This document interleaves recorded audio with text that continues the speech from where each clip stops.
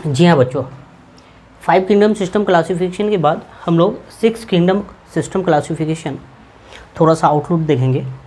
Karl whose scientist है, Karl whose.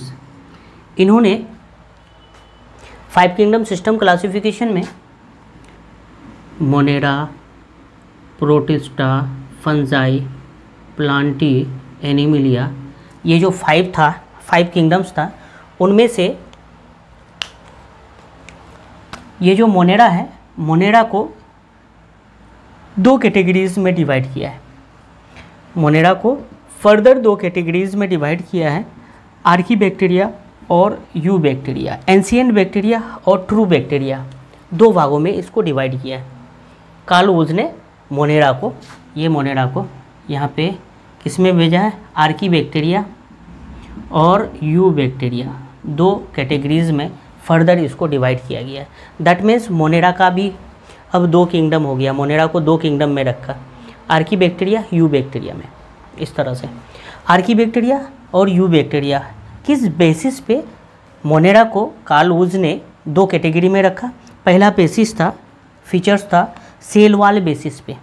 ये जो आर्कीबैक्टीरिया है, इसकी सेल वॉल स्यूडोम्यूरिन की बनी होती है और यू बैक्टीरिया का पेप्टिडोग्लाइकेन या फिर म्यूरिन की बनी होती है। ये डिफरेंस है। सेल मेम्ब्रेन यहाँ पे मोनोलेयर है, आर्कीबैक्टीरिया में कैसा है, एक ही लेयर है।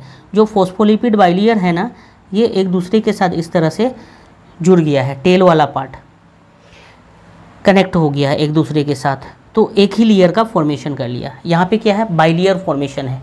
ये फॉस्फोलिपिड बाइलेयर है, इस तरह से फॉस्फोलिपिड बाइलेयर है। इसके टेल एक दूसरे के साथ अटैच नहीं है, इन टू इन इस तरह से अटैच नहीं है, तो ये बाइलेयर में है, 2 लेयर में है। अब यहाँ पे टेल को देखें तो टेल क्या होता है, हाइड्रोफोबिक, पानी में नहीं घुलने वाला, फोबिक। और ये जो हेड वाला पार्ट होता है, हाइड्रोफिलिक हेड होता है, जो पानी में घुल जाता है। ये 2 फीचर्स है ना। 1-2 फीचर्स और भी है, ज़्यादा देखने की ज़रूरत नहीं है। आर्कीबैक्टीरिया, यू बैक्टीरिया में इस तरह से क्लासीफाई किया। अब यहाँ पे कार्ल वूज ने जेनेटिक एनालिसिस किया, डीएनए कोडेड इन्फॉर्मेशन, डीएनए में ही इन्फॉर्मेशन है, कोडेड इन्फॉर्मेशन।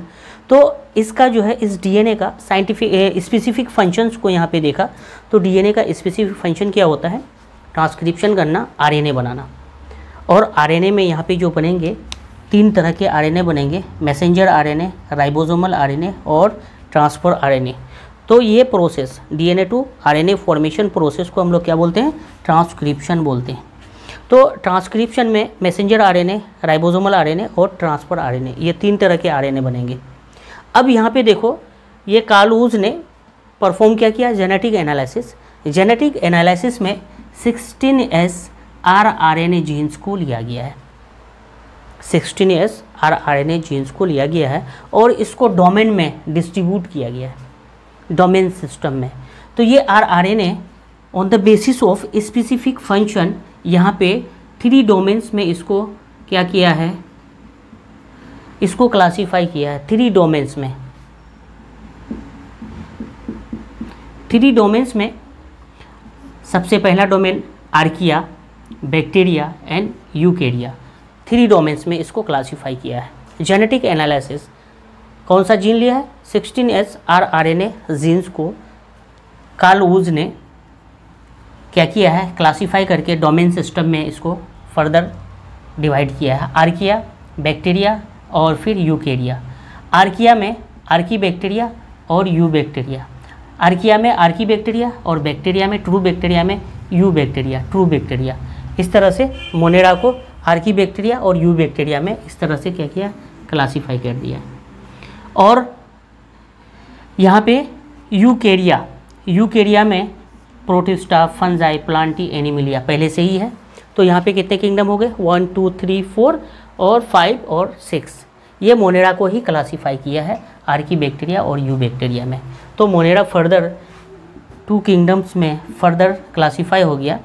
मोनेरा के जितने भी ऑर्गेनिज्म थे उसको 2 भागों में बांटे, on the basis of cell wall composition and on the basis of cell plasma membrane layer, monolayer और बाइलेयर। इसको मोनोलेयर होगा तो आर्कीबैक्टीरिया में रखेंगे और बाइलेयर होगा तो उसको यू बैक्टीरिया, ट्रू बैक्टीरिया में रखेंगे। तो archaebacteria you bacteria, protista, fungi, Plantae, Animalia, ये 6 किंगडम्स हमारे इसमें यहाँ पे पढ़। तो ये सारी जो फीचर्स है, ये कॉमन एंसेस्टर की अगर बात करेंगे तो कॉमन एंसेस्टर में ये सब चीज़ें आती हैं। कॉमन एंसेस्टर को हम लोग क्या बोलते हैं, नोट में लिखेंगे।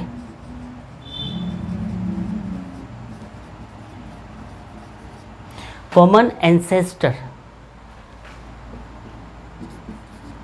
जिसको हम लोग क्या बोलते हैं, प्रोजीनोट बोलते हैं, याद रखेंगे, प्रोजीनोट,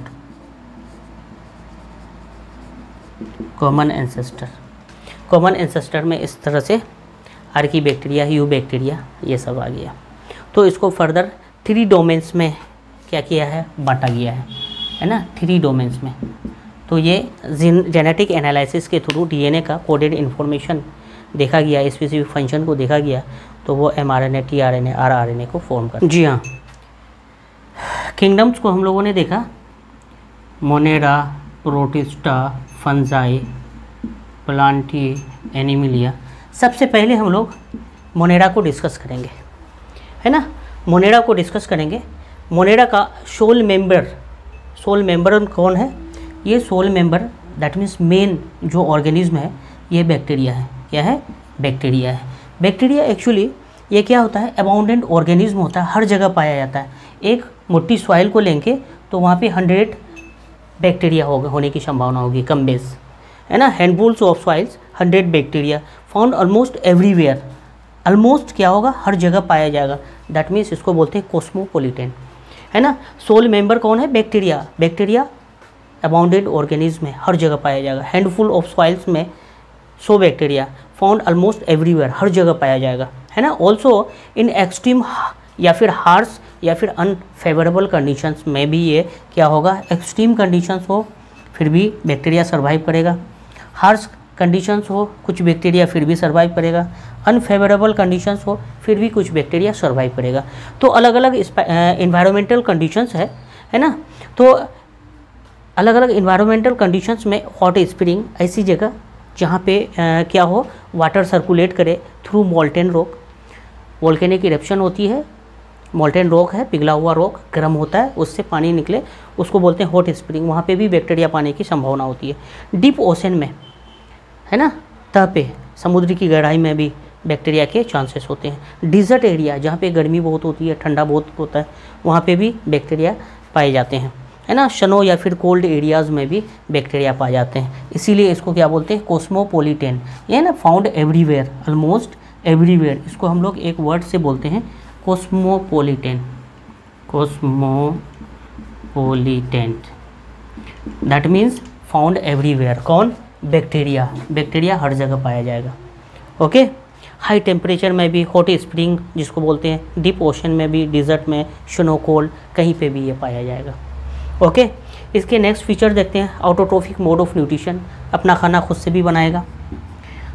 और दूसरा, मोस्टली जो बैक्टीरिया होता है हेटरोट्रोफिक मोड ऑफ न्यूट्रिशन करता है, दूसरे पे डिपेंड रहता है। पैरासाइटिक भी होगा, प्रेजेंट ऑन लिविंग ऑर्गेनिज्म, किसी अदर ऑर्गेनिज्म के बॉडी पे ये प्रेजेंट रहेगा और उससे फूड लेगा। या फिर कह सकते हैं पैरासाइटिक फॉर्म्स भी होता है, अदर डेड बॉडी पे, डेड प्लांट बॉडी पे ये सर्वाइव करेगा। तो इस तरह से क्या होगा, सेप्रोफाइटिक भी हो सकता है। मोस्टली क्या होगा, हेटरोट्रोफिक मोड ऑफ न्यूट्रिशन होगा। कुछ बैक्टीरिया ऑटोट्रोप्स होते हैं सनलाइट के प्रेजेंस में, है ना, फोटो ऑटोट्रोप्स केमिकल सब्सटेंस के प्रेजेंस में, तो कीमो ऑटोट्रोप्स। तो इस तरह से ऑटोट्रोफिक मोड ऑफ न्यूट्रिशन भी करेगा, mostly heterotrophic mode of nutrition, है ना। हेटरोट्रोफिक मोड ऑफ न्यूट्रिशन में पैरासाइट या फिर सेप्रोफाइट्स होगा, है ना। दूसरे लिविंग बॉडी के बॉडी में अगर रहेगा, सर्वाइव करेगा, तो पैरासाइटिक फॉर्म्स होंगे।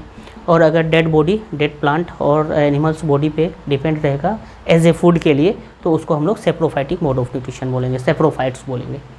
ओके, तो मोनेरा के ये कुछ बातें हम लोगों ने किया। नेक्स्ट क्लास में ये न्यूट्रिशन किस तरह से, मोड ऑफ न्यूट्रिशन किस तरह से करता है, उस चीज़ को हम लोग देखेंगे, न्यूट्रिशन, नेक्स्ट क्लास में। Okay, thank you.